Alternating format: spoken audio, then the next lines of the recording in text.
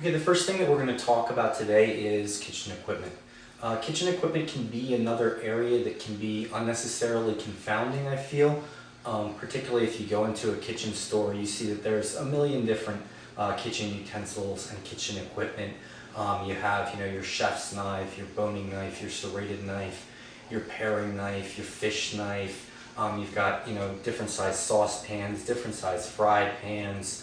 And then there's a whole industry built around different very gimmicky kitchen gadgets. And all this can kind of, again, unnecessarily serve to make things more complicated than they really need to be to cook good paleo food on a daily basis. So I'm just going to break down here really quick the really core kitchen implements that you need, both to cook paleo and frankly to cook good food in general.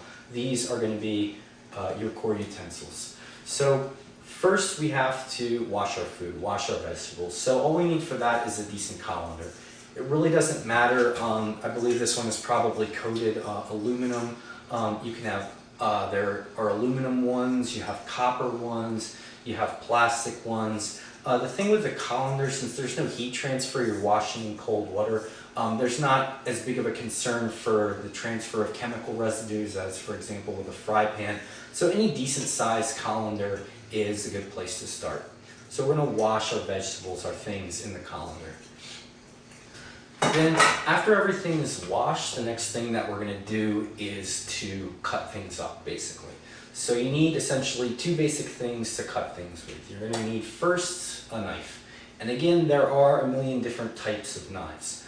For everyday use, and even speaking for myself personally, this is really the only knife that I use every day. This is a simple chef's knife around this size. This is probably a 10-inch knife.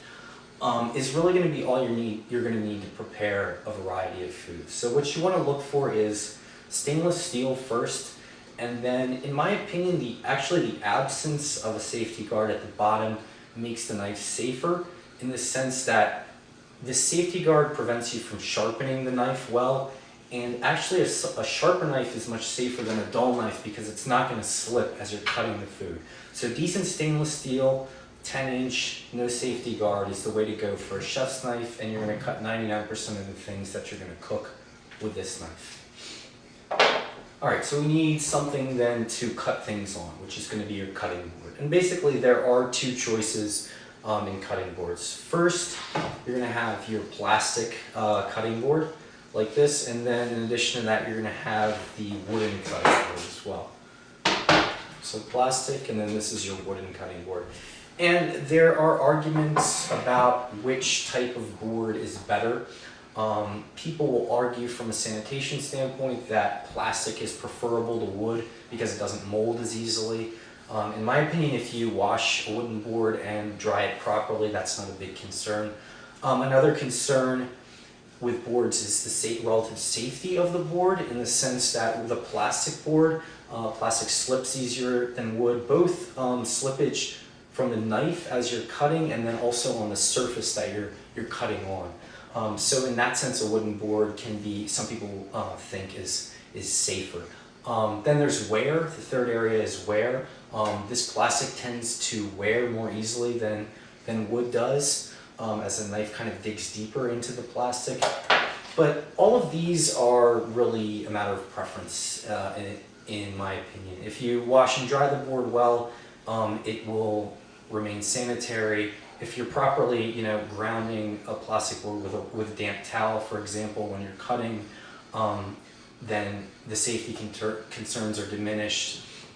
So that's really up to you as far as where you go. And either cutting board is going to last you quite a long time. And even if plastic doesn't wear as well as wood, it's still going to last you quite a long time. So that's kind of up to you as far as which board you go with. I like both of these boards personally. So now that we've cut our food, we're going to move on to cooking our food. And today we're going to talk about basically two different ways to cook, which is sautéing is the first one and baking is the second one. And these are the core two techniques that you're going to be able to cook a large variety of food with. So the first thing we need, we're going to talk about sautéing first. This is a 12-inch cast iron sauté or fry pan. What is important about the material in the sense of cast iron here is the concern with chemicals escaping at high heat with treated pans. So you have pans with various non-stick treatments that if you heat high enough can actually release or have the possibility of releasing toxic chemicals, and that's something that we want to avoid. Specifically, given the fact that we know that fat doesn't make you fat now, the whole idea of non-stick cookware in terms of paleo is something that we know to be outmoded. So you want to get yourself a good 12-inch, this is probably 1.5 inches deep, cast iron pan for your sauteing. I believe this pan cost me about 35 bucks. There's your saute pan. After your saute pan, we're going to talk about baking. There are different things that you can bake on.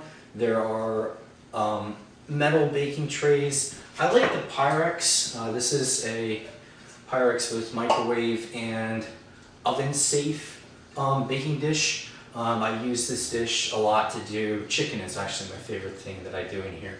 But a pan about this size, and something like this allows you to do, a fair amount of food that you can have a few meals with. Very simple piece of equipment. This is washed very easily and also very inexpensive. This is very affordable. So those are your two core cooking utensils, is your saute pan and your baking dish. In addition to that, you need basically something to stir the food with, which I prefer a wooden spoon personally. The reason for a wooden spoon is obviously there's no heat transfer like you get with a metal spoon, and there's no meltage like you might get if you were to use a plastic spoon in higher heat. Again, very, very affordable, very simple, but very effective piece of cooking equipment. And then the last thing is tongs. There are tongs and there are spatulas, and it's a bit of a matter of preference what you like to turn things with. Spatulas can be a little bit more delicate on the food, whereas tongs are a bit easier to manipulate, and tongs also allow you not to have to use your free hand to turn meat with in the pan, which can be nice, particularly if you're beginning with cooking and your hands are still very sensitive to the heat. It can be nice to have a nice pair of tongs in terms of safety.